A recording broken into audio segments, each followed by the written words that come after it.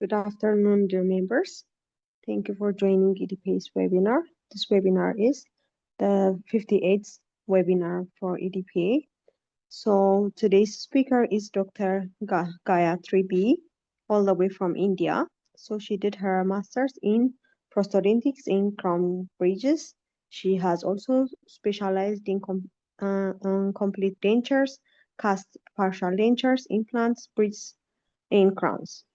She has also been practicing as aesthetics and prosthodontist on the prosthodontics.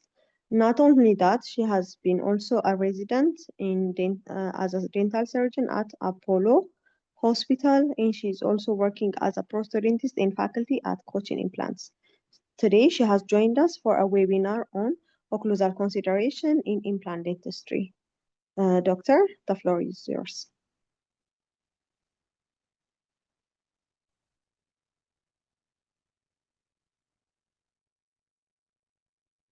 Thank you, Doctor.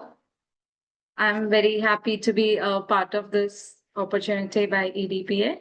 And as you all know, the topic for today is occlusal consideration in implant dentistry. Let's start right away.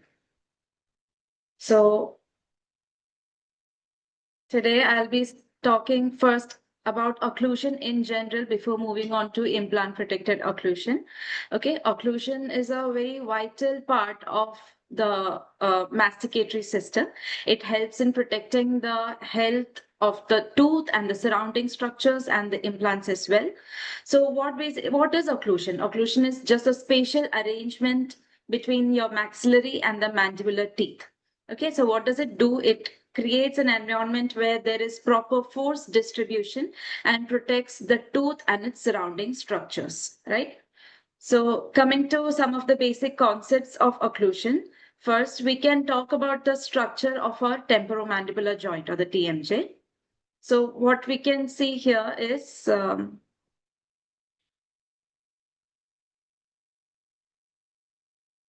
okay. So what you see here is the lower part is the condyle of our jaw, the mandible, and the superior part is the glenoid fossa, and the white part that you see here, that is the articulating disc, right? So the posterior thin part that you see here, that is called as the elastic ligament, okay? So I will show you a very short video.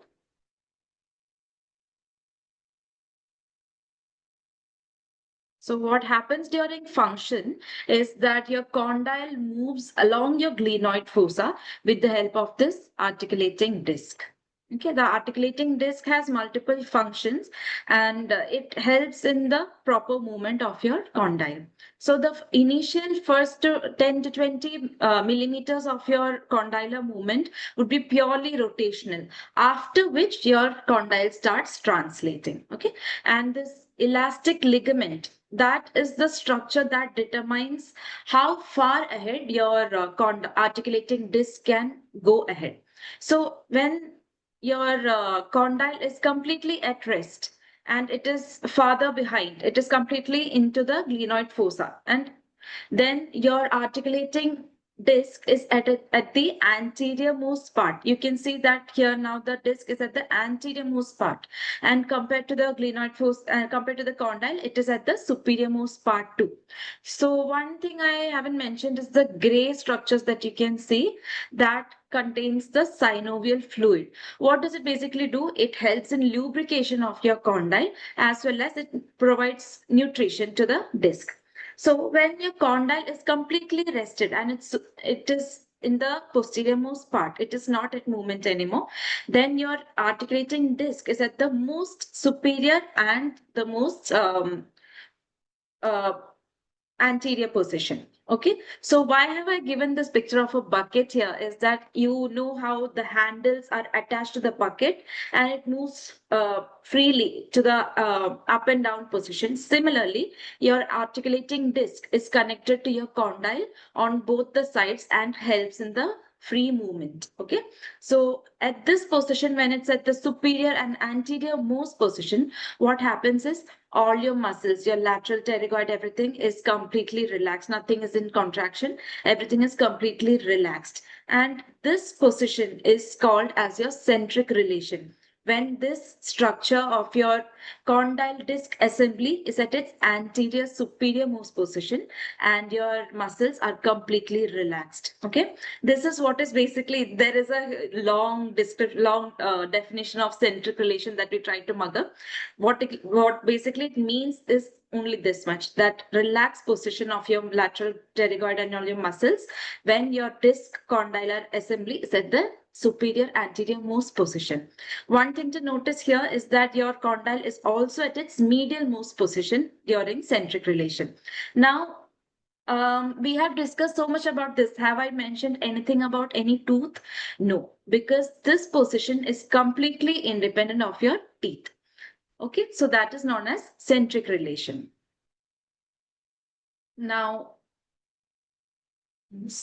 okay, so one thing we can notice is that the disc is, the condyle is completely relaxed and your muscles are not contracted. This is centric relation. Now, what happens during this movement is that while your muscles are completely relaxed and you are in centric relation, the position of your teeth when you are in centric relation, that is called as your centric occlusion. So basically your centric occlusion is completely dependent on your centric relation.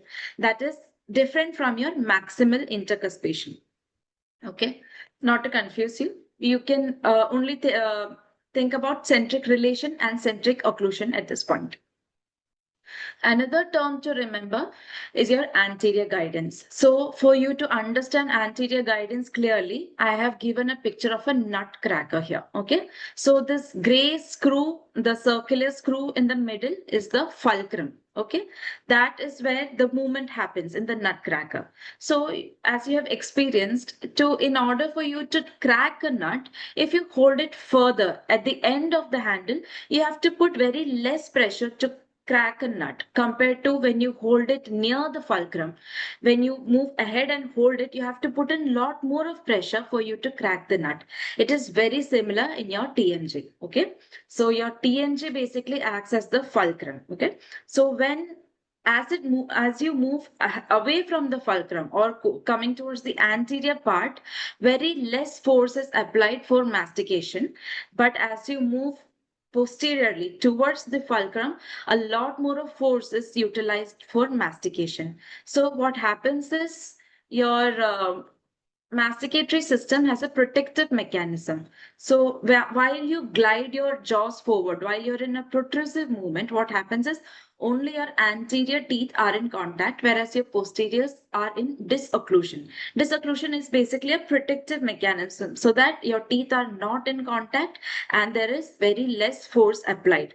Your anterior teeth has one more property, that is, it has the amount of tooth movement with your periodontal ligament, the amount of tooth movement is much more compared to your posterior teeth.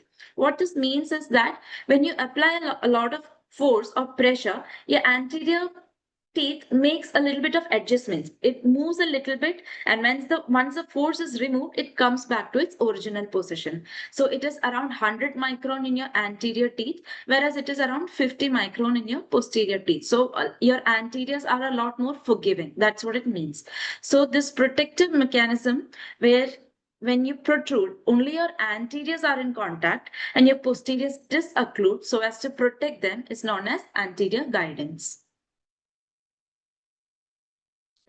So this is a picture of the anterior guidance. You can see that only the anteriors are in contact and the posteriors are disoccluded. So this is an example of a mutually protected occlusion. There are multiple schemes. There are many schemes in your occlusion where the teeth are trying to protect each other. So the anterior guidance is one among them. Then one of the occlusal schemes that I have mentioned here is the bilaterally balanced occlusion. Okay, so this I have only mentioned this just so that you are familiar with it, this is not a part of your fixed dentition, right? This is only used in complete dentures, which is a removable prosthesis. Okay, so what happens here is whether you are in occlusion, in protrusion, in lateral excursion, whichever movement you are in, all the teeth are always in contact. This is just a method so that your dentures do not come off. Okay, the dentures are in place. This is only used in complete dentures or removable prostheses, right? Coming to the next occlusal scheme, which is canine guided occlusion. Here we can see that during lateral excursion, when you move your jaws to the side, during lateral excursion, only your canine cusps are in contact.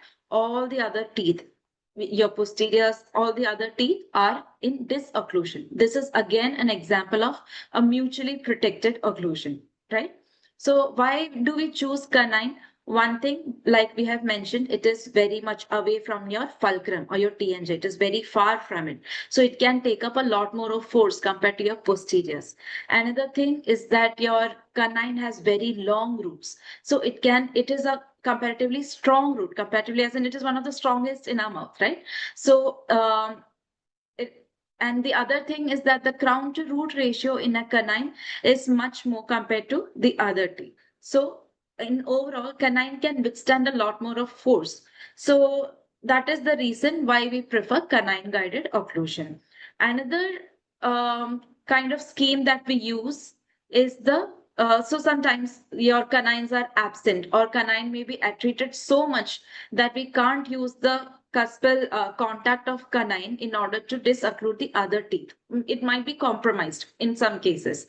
In such cases, what we go for is the group function occlusion. Here, what happens is while during excursive movements, the buccal cusps of your posteriors, your premolars, and maximum you can go till your mesiobuccal cusp of your first molar. That's it. You can't go beyond that because again, it gets closer to your fulcrum. So this scheme where your premolars are in contact and maximum the mesiobuccal cusp of your molars. These can come in contact, whereas the other teeth will be in disocclusion. This is another scheme called as the group function occlusion. So we usually don't prefer group function occlusion in implant prosthesis. Well, it is because in group function there is a lot of lateral force coming up. I will be talking about all of that. In implant prosthesis, we usually prefer axial forces or forces directed along the long axis. Hence, group function can be given for crowns, your full mouth rehabilitation, where your canine is compromised, but we do not prefer it for implant prosthesis.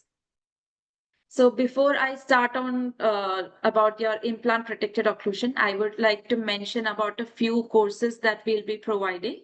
So the University of Unipegaso is providing a few amazing courses with some of the best speakers. And so the first flyer that you see is about the MS Orthodontics program. It is a 1.5-year program, and this is by Unipegaso in the association with Cochin Implant Center. And another program, we have various other courses like MS Implant, MSc in Aesthetic Dentistry, MS in Ortho. There are many other courses, so you can take a look at it. And I have mentioned the contact details below. You can take a screenshot if you want, or you can contact me in case you are interested in any of the courses. I can guarantee that it's one of the best courses that you can avail. So yeah, so moving on to implant protected occlusion. So before I start with implant protected occlusion, I would just like to mention, discuss a few difference between how a normal tooth or your natural tooth behaves and your implant behaves, right? So there are two pictures. The first one is symbolizes the force coming onto your natural tooth, right? This platform is supported by a spring-loaded bottom, right? Whereas in the second picture, there is no spring-loaded. It is directly, the force is coming directly onto a platform.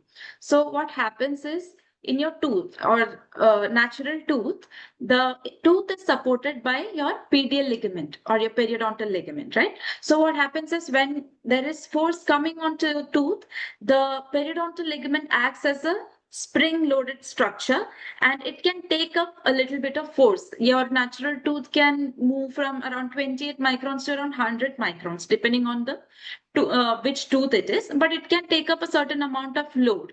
And once the load is removed, then the tooth comes back to its original position.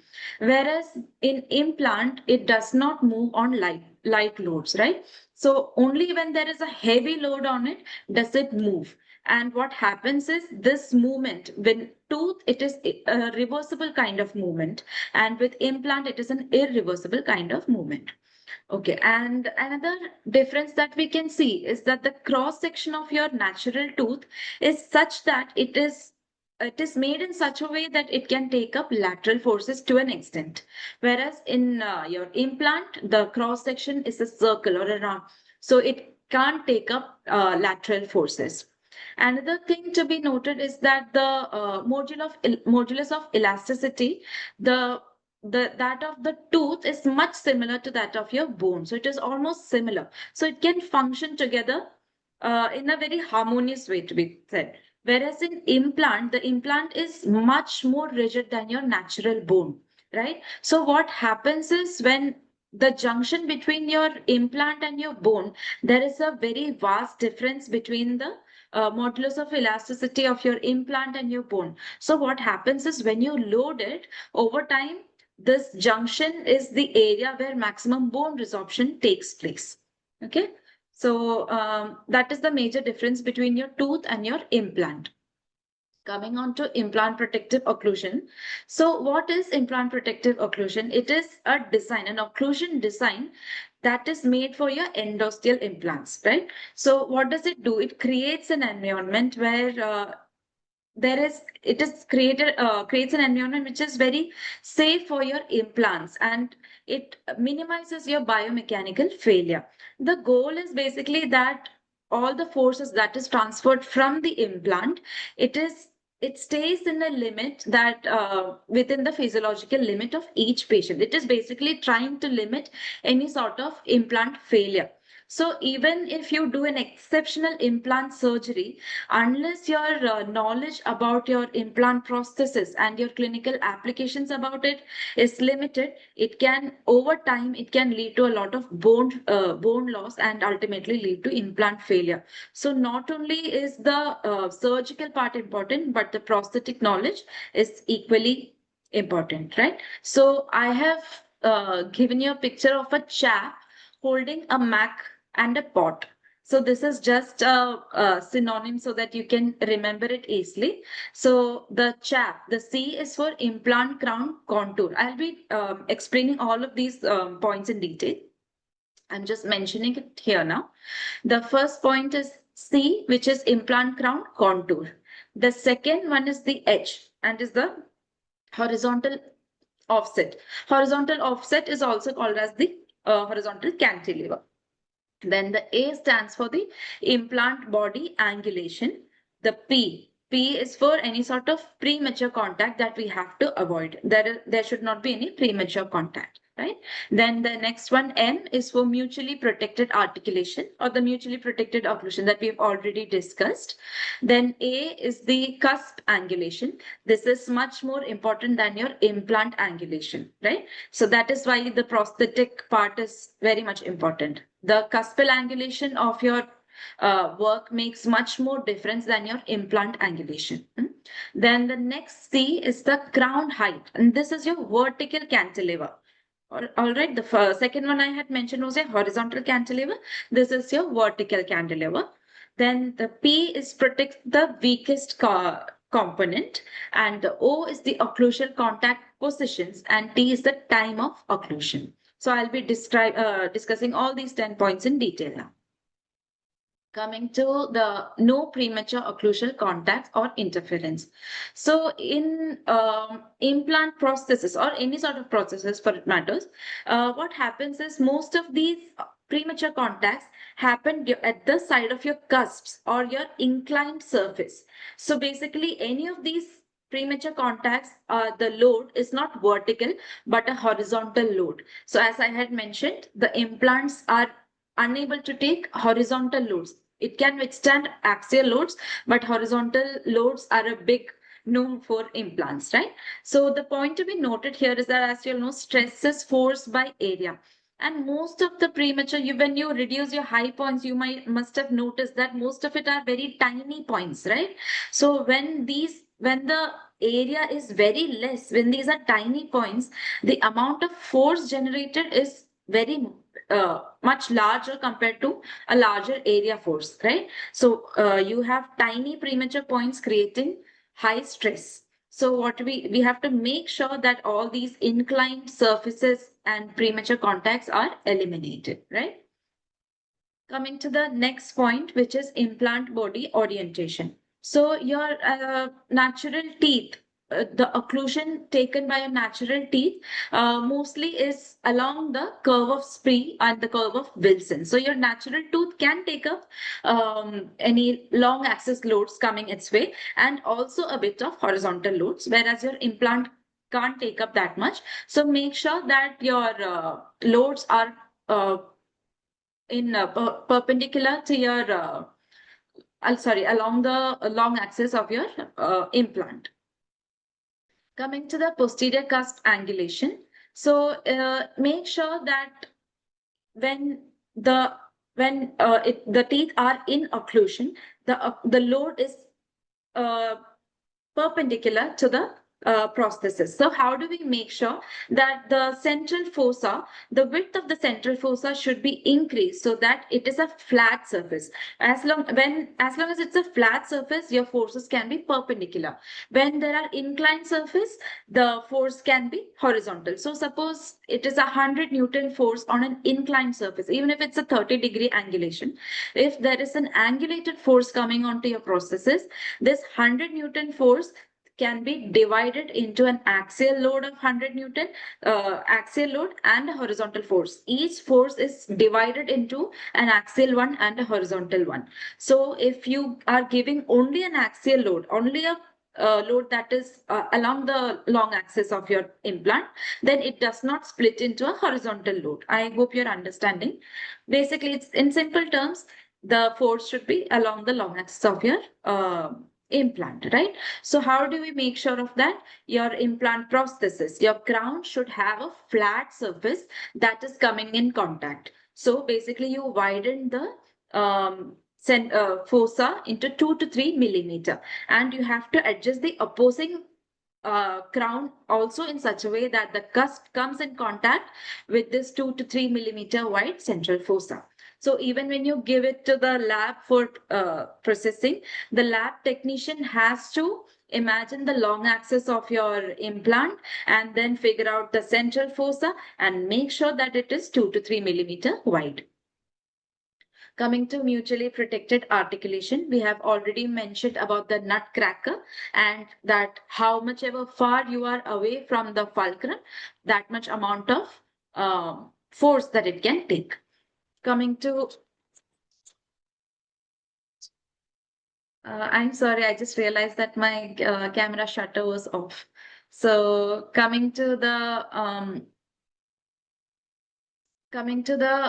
canines. So in mutually protected articulation, what happens is that how much ever farther you are away from the fulcrum, that much amount of force it can take. So what happens is the natural teeth can take up around 100 microns of force compared to the posterior teeth, which can take up around 50 microns of force. So as I told you about, the posteriors are disoccluded during your anterior guidance and your excursive movements, thereby protecting it. So one thing to notice to make sure is that your incisal guidance or the angulation of your condyle is around 20 to 22 degrees, and so therefore your incisal guidance should be a bit more than that. So around 23 to 24 degrees can be utilized for your incisal guidance. If you make it too inclined, then there will be a lot of force coming onto your anteriors. So you have to protect your anteriors as well. So make sure that your anterior guidance is in function, but just over your condylar guidance, right? Coming to, so here you can see that your incisor guidance is around 23 to 25 degree. All right. So when your cusp is receiving force along the long axis, your your crown height does not matter much. But once we are giving it any sort of horizontal force or an inclined force, as the crown height increases, your force multiplies. So make sure that your overbite is less than 4 millimeter, especially in bruxers or in patients with parafunctional habits. Make sure that your overbite is around 4 millimeter. In normal cases, we can give an overbite up to 5 millimeter, that is fine. But as your crown height increases, the force multiplies. So make sure that you keep the crown height to a minimum. Coming to cantilevers and implant protected occlusion. So in the first picture, we can see that it's a single implant crown, right? So we can see that there is a lot of bone loss around the implant. Why is this? It is because, so we can see that this implant, you can draw imaginary lines along the border of the implant, right? So then you can still see that there's a lot more structure extending mesially and distally beyond the implant. We have to make sure that each side of the implant, the maximum amount of the crown should be 3 millimeter. That is 3 millimeter distal, mesial, and 3 millimeter distal. So suppose my implant width is around 5 millimeter. So I can have uh, total of 11 millimeter crown width. That is 3 millimeter to the mesial side, 3 millimeter to the distal side, and 5 millimeter of my implant width. That is the maximum horizontal cantilever that I can give in a single implant prosthesis. Coming to multiple implants, so what we can see here is it's a splinted implant prosthesis where there are two implants, and here there is a posterior cantilever. Cantilever basically means that your prosthesis is unsupported by any abutment or implant, tooth, whatever. So in this case, so it is an implant and it is unsupported, right? So the first two implants, these are at a distance of around 10 millimeter, and the cantilever prosthesis to the nearest prosthesis is at a distance of 20 millimeter. So we'll have a mechanical advantage of this distance, the first distance by the second distance, that is 20 by 10 millimeter. So we'll have a mechanical advantage of 2 here. So what does this mean? Suppose at the most distal crown, distal prosthesis, that is the cantilever prosthesis, if I'm giving a force of 100 Newton, so then since my mechanical advantage is 2, I will multiply it by 2, 100 into 2.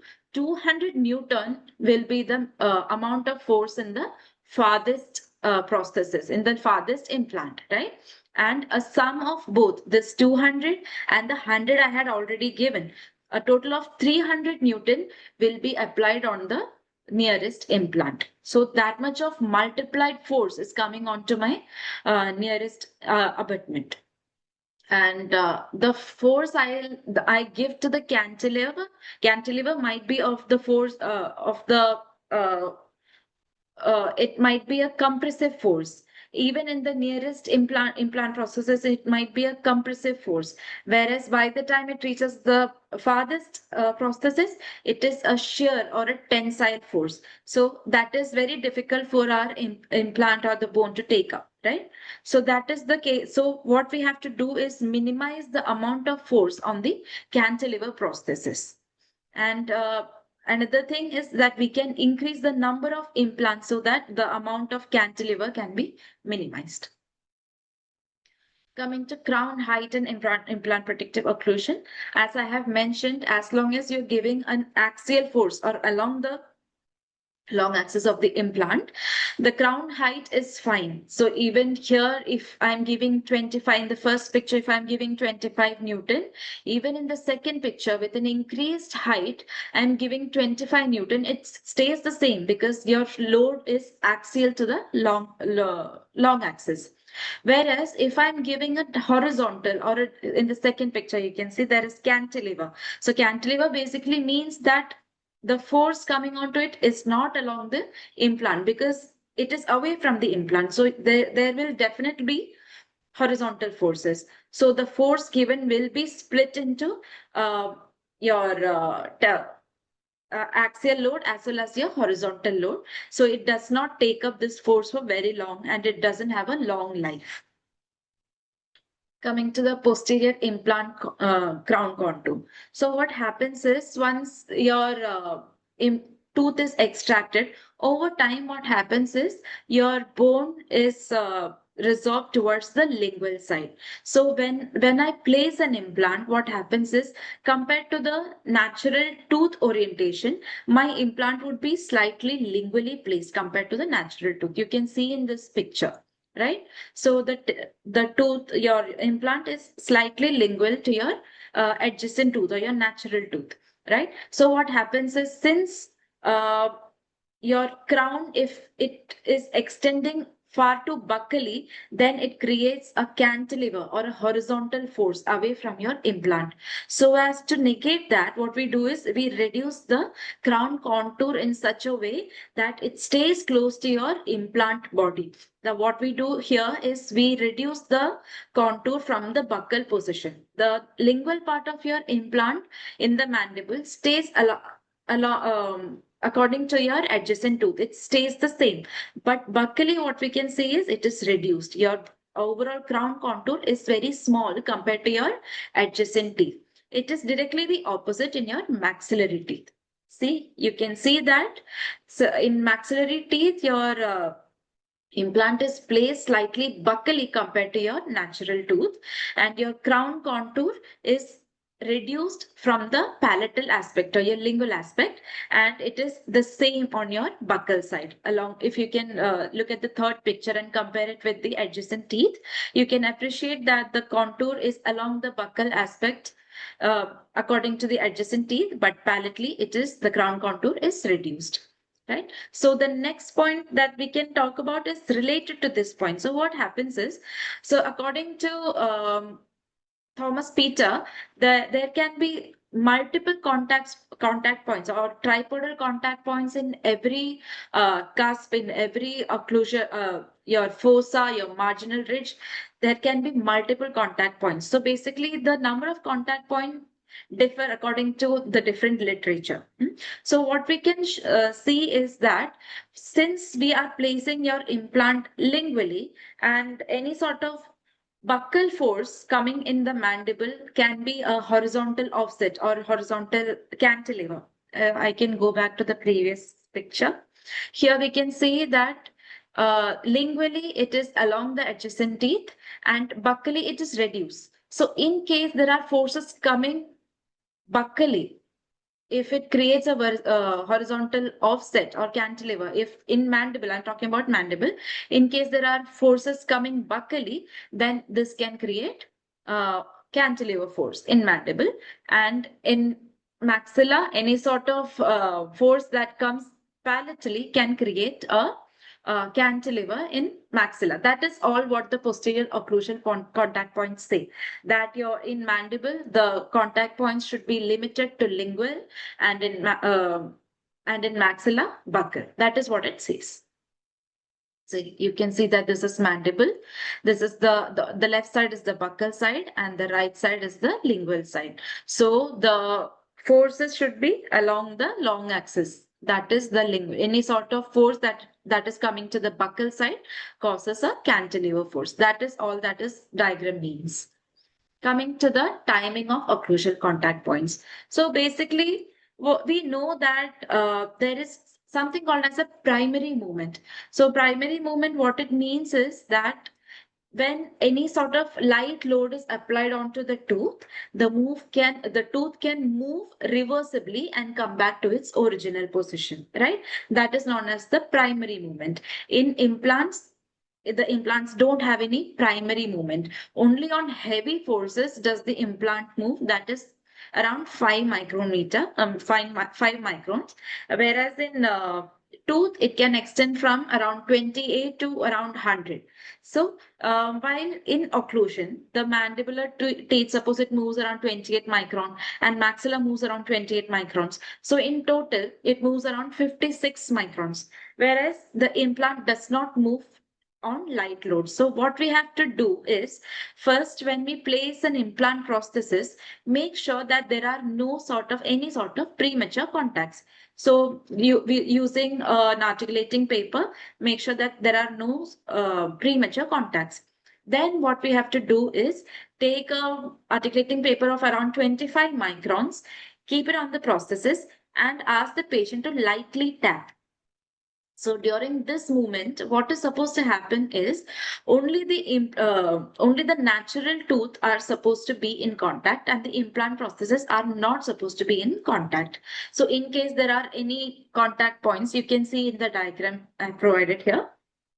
If there are any contacts of the implant prostheses, you are supposed to slightly grind it off, right? So then after this, what we can do is take a plastic articulating paper of around maybe 20 micrometer. The use of a plastic articulating paper is just so that it doesn't tear off, right? So you place the plastic articulating paper and ask the patient to bite hard. This is not a light contact, this is heavy forces. And only during this movement should there be any contact between your maxillary and mandibular teeth. This is what we mean by time. This is very important to be checked after your delivery, prosthesis delivery, right? Coming to the design of the weakest arch, basically what this means is that when you are giving a prosthesis, you have to make sure that you figure out what are the links that are compromised in that particular patient's occlusion, and make sure that your occlusal schemes or your design for your occlusion is designed according to the weakest part so that that link is not compromised. So what happens if you don't follow your IPO? What happens is there are multiple points, like your porcelain might fracture. There can be screw loosening of your implant prosthesis. There can be crestal bone loss, and yeah, it can also lead to complete implant failure. So what it means that basically your IPO is not just a technical consideration to be followed, but it is very essential so that there is a lifelong long time of your implant prosthesis, right? So I'll just go back to the 10 points. These are to be noted. You can even take a screenshot if you want. The C stands for the implant crown contour. I have told that lingually in the mandible, it should be lingual and maxilla buccal. Then the horizontal offset. In a single tooth, it should be 3 millimeter buccal and 3 millimeter lingual. And in a splinted crown, the cantilever force should be reduced as much as possible, and the number of implants should be increased so that there is not much of cantilever. Then the implant body angulation should be along your occlusal force or your curve of Wilson and curve of Spee. Then there should not be any sort of premature contact. Then there should be mutually protected articulation, and your incisal guidance should be just above your condylar guidance, which is around 23 to 24 degree, because your condylar guidance is around 22 degree. Then there should the cuspal angulation, it should be such that it is perpendicular to the force. So your central fossa should be around 2 to 3 millimeter wide, and make sure that your opposing arch crown is also shaped in such a way that it comes in contact. And one thing to be noted in mutually protected articulation is that sometimes, in order to get anterior guidance, you will have to modify your lower anteriors, your mandibular anteriors in the facial-lingual region so that it is in contact, and maybe your upper anteriors or your maxillary anteriors in the palatal aspect, you have to make it a little bit more concave, just so that you get the ideal contact points, right? Coming to the crown height, as long as your forces are along the long axis of the implant, it is fine. But in case there are any angulation, then what we have to do is reduce the crown height, because the crown height acts as a multiplier of force. And we have to protect the weakest link. Then coming to occlusal contact points, make sure that there are no buccal contact points in your mandible and lingual in your maxilla.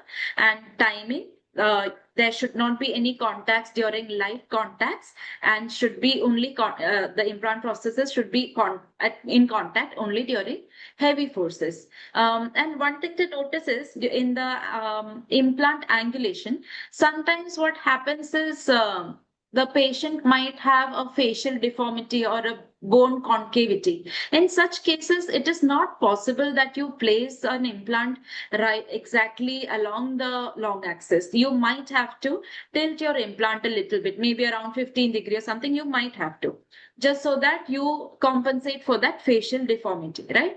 So in such cases, so that your prosthesis takes up force along the long axis, you can use up something called as an angulated abutment. So if your implant is tilted around 15 degree, you place a angulated implant of around 15 degrees, so that compensates for your implant angulation, and your final prosthesis can take up your force along the long axis.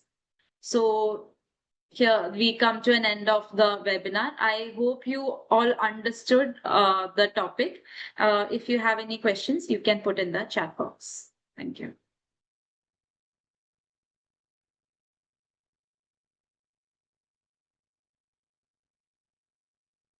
Thank you very much, Dr. Gayathri. So our participants, if you have any questions, please write it on the chat box.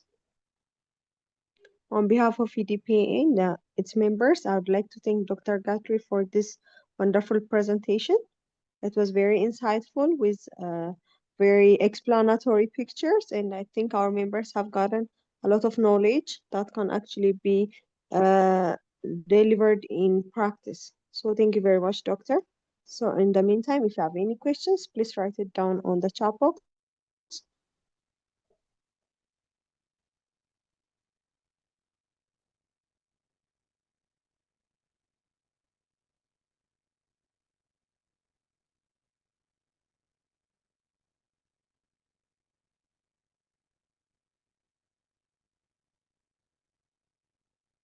I would like to encourage our participants to write their questions on the chat box so we can have a Q&A session and have a more fruitful discussion on the webinar.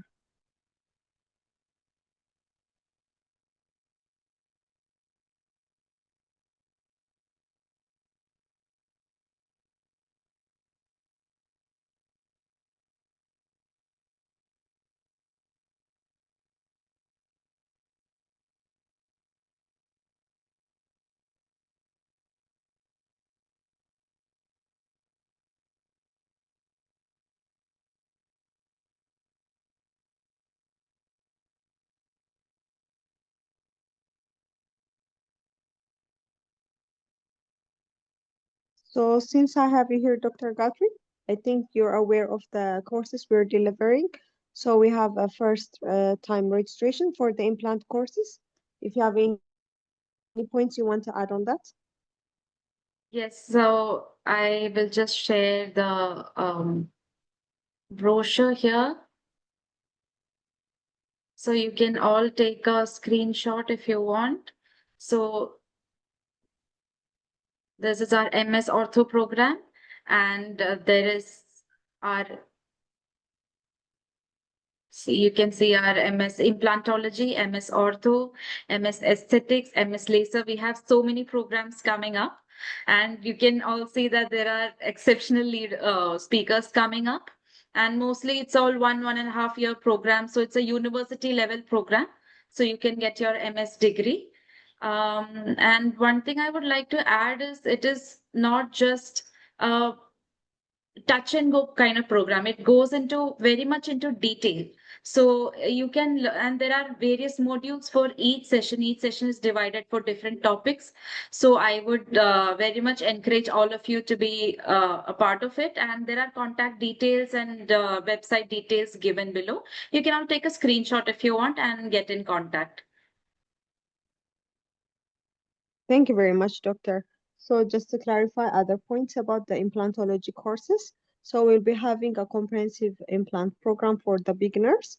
It will be starting on July 29th. So I encourage everyone to register for this session. It will be an online and on-site lectures. There will be accredited programs, and it also has a hands-on program for on the models and on patients also. So I think it's a very innovative type of learning, and it's very mandatory for us to improve our skills in our clinical aspects. So I encourage everyone to register.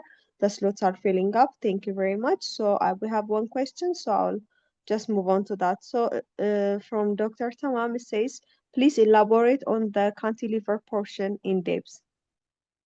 Cantilever, right. Okay, I'll just Mm. take the picture. So here. So just a second. So I hope you can all see my pointer, right? So this is Yes, it's the, visible. okay. So what you can see here, this is your implant, and I will draw two imaginary lines along the side of the implant, right? So this becomes my basic structure, and anything beyond this is the distal side and this is the mesial side. Anything beyond this is your cantilever, which is not directly supported by your implant. So the maximum amount of cantilever on either side that you can go is 3 millimeter, right? So 3 millimeter here, 3 millimeter here. This is the maximum that you can go. Suppose my implant size is 4 millimeter, my width of the implant, suppose it is 4 millimeter, so 7 and 10. So 10 is the maximum width of the prosthesis that I can take. Anything beyond that, anything beyond 10 millimeter makes too much of unsupported structure that your bone can't take up. That is what has happened in this particular picture, right? You can see that there is so much of bone loss, right? That is because you can see that it is such a bulky crown, there is so much of unsupported structure in this bulky crown.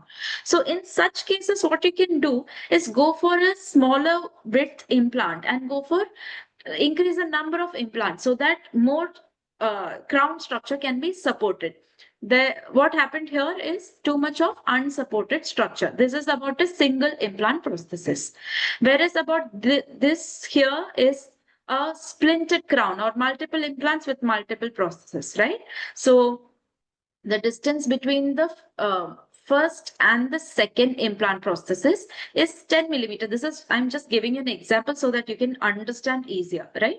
So the distance between the first two crowns is 10 millimeter, and the distance between the nearest abutment, this is your nearest abutment, right? So the distance between your nearest abutment prosthesis and your cantilevered prosthesis, this distance is 20 millimeter. Right? So suppose I take this as x and this is 2x or 3x, whatever. So you just divide this distance, the cantilever distance, and the first distance, the splinted crown distance. So that gives me 20 divided by 10. That is my mechanical advantage is 20 by 10, that is 2, right? That is my mechanical advantage. So suppose I am giving here a force of 100 newtons. Suppose my force here is 100 newtons during mastication, right? It's very difficult to write with this. So yeah, suppose my force here is 100 Newton, then my mechanical advantage, since it is 2, the force applied here at the farthest abutment, farthest implant, right? The force here is 100 into 2, that is 200. That is the force at the farthest.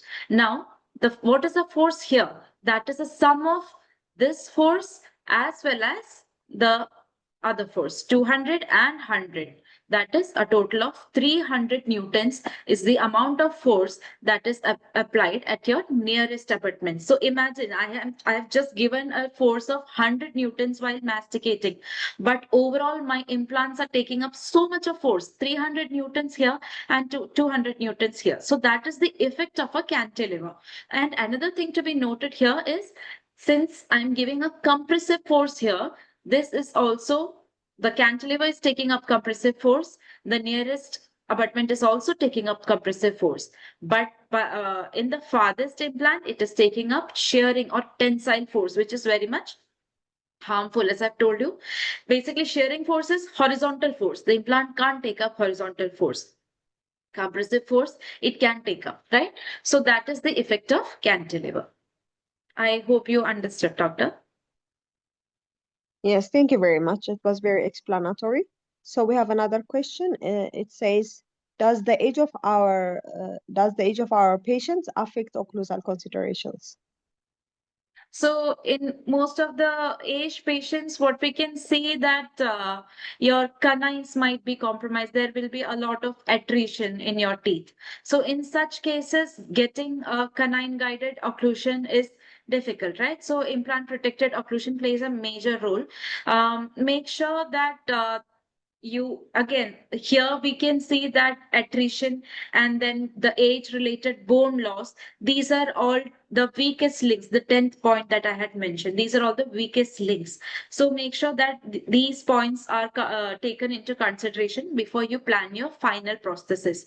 If you feel that there is this can lead to a lot of cantilever or a lot of unsupported structure, make sure that you reduce the force or increase the amount number of implants there.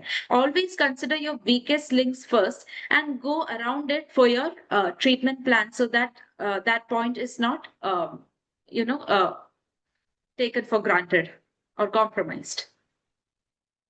Thank you very much. So there's another question about centric occlusions. So could you say a little bit more about how centric occlusion affects our occlusal consideration? Yes, centric occlusion is, just a second.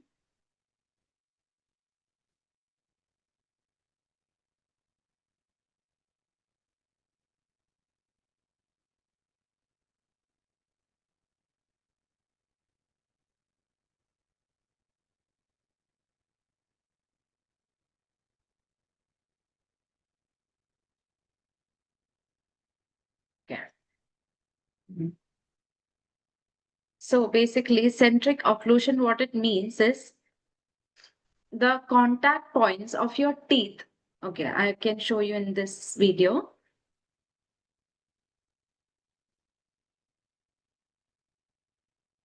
So here you can see that your during centric occlusion, what happens is your muscles are completely relaxed. As I told you, your condyle disc assembly is in the anterior superior most position.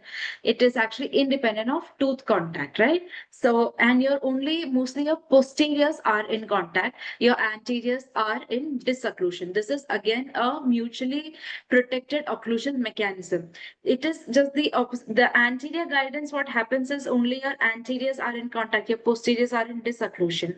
It is the same way in centric occlusion, since it is actually independent of your tooth contact. Your muscles are completely relaxed and your anteriors are in disocclusion and your muscles are in relaxed position. Just make sure that you are giving the patient, in especially in a full mouth rehabilitation, we can make sure that since the occlusal consideration or the planning is completely in our hands in case of a full mouth rehabilitation patient, make sure that the centric relation is followed, because we can align our complete prosthesis design according to implant your centric relation. So just make sure that your contact points are in accordance with your centric relation, and your anteriors are in disocclusion during your completely relaxed state or your centric relation. That is what centric occlusion is. Okay, thank you very much. So we have another question. So how can we calculate the forces that are being applied on our implants? Um, so any sort of force that So basically what happens is there are many methods like your, what do you call it? Your digital, there are many, I forgot the name of the machine, but there are many newer methods which would calculate. Or what we can do is use an articulating paper and then see for any sort of high points. That is basically checking for any sort of force. That is what you do normally. But there are your scanners that we use that basically measures your high points or any sort of abnormal forces or high intensity forces that are that come into play during occlusion. So what we can do in clinics normally is use an articulating point and make sure that any sort of bullseye kind of points, those indicate very high pressure or high force that comes during during your mastication. So the target lesion or sorry, the target points or the bullseye points are classic examples of very high intensity force that come during your mastication. So just make sure that you reduce those. Thank you very much, Doctor. We don't have any additional questions in the chat box, so I also encourage our participants to give us a little more questions so we can have a more fruitful discussion. So I think the question was that you were on the previous question, you were calculating on how to gauge the forces from the last tooth to the frontal tooth. So I think maybe you should explain a little bit about that. Sorry, doctor, I didn't get you. Which question? You were calculating on the abutment when you were talking about the cantilevers. The Maybe the cantilever. question could be, yes, maybe the question could be about the calculation of the cantilever force. Yes. So, okay. I hope you can all see my book because can you all see my book? Okay, I'll just explain it here. Basically, there are two splintered implants and your prosthesis connected by it, and there is a cantilever prosthesis as well. Okay, so I will suppose I will make this distance to be 30 millimeter and this distance to be 20 millimeter. This is just too much of an example, like too much distance, but just so that you understand, I'm putting this down, right? So my mechanical advantage here is what? The distance of my cantilever divided by the distance of my splintered implants. That is 3/2. Right? 1.5 is my mechanical advantage. So the amount of force, suppose I'm giving a 100 Newton force here. Since my mechanical advantage is 1.5, the amount of force, or 3/2, the amount of force that comes on my farthest abutment here is 100 multiplied by my mechanical advantage, which is 1.5. That is, I'll have a total force of 150 Newton here in my farthest abutment. Whereas in the middle abutment, I will have a sum of both of these forces. That is, I will have a force of 250 Newton in my nearest abutment. Right? I hope you understood it. Since the cantilever is at a distance of 30 millimeter from my nearest abutment, that since even if I have given only 100 Newton force here, since the distance is so much, I will have a 150 Newton force at the farthest abutment and a sum of both, that is a 250 Newton force at the nearest abutment. And another thing to notice the difference in the kind of force that is applied. These two will have compressive force and this will have a shearing or a tensile force. Thank you very much. So how do we place implants in vertical or oblique positions? So you first we consider our occlusal arc or the curve of Wilson or the curve of speed. So we ideally place it along however our forces are directed. We can see. So one thing what we do is just take a look at the opposing tooth and suppose I'm replacing a 3-6. I can take a look at the maxillary molar palatal cusp and place it along the force, along the direction of the palatal cusp. We can say that the palatal cusp is coming into contact in this direction. So we know that the force of direction is this way, and alongside we place the body of the implant. But in doing so, make sure that yeah, sometimes it is not possible. Maybe your bony structure is not such that you are able to exactly place your implant in that kind of angulation. Maybe your bone structure is compromised. So in such cases, what we do is place your implant uh, along your bone position, or however it is possible in that amount of available bone, and then use an angulated abutment so as to make your prosthesis angulated in such a way that it is along the curve of Spee or your curve of Spilson, and it is coming in contact with your opposing arch cusp. So another thing to be noted here is, again, just so that your forces along the long axis, make sure that your central fossa is flat. It should be flat. So you can't make your entire crown structure to be flat. So make sure that the cusp comes in contact with your central fossa, right? So make sure that your central fossa is around 2 to 3 millimeter wide, which is wide enough for your cusp to be completely in contact with the flat surface. And another thing to note is Okay. that your opposing cusp should also be, sometimes you have to modify your opposing cusp too, so that it is coming right in contact with your central cusp in a perpendicular way. Okay, thank you. So, what's your recommendation for managing bruxism in implant patients from the occlusal point of view?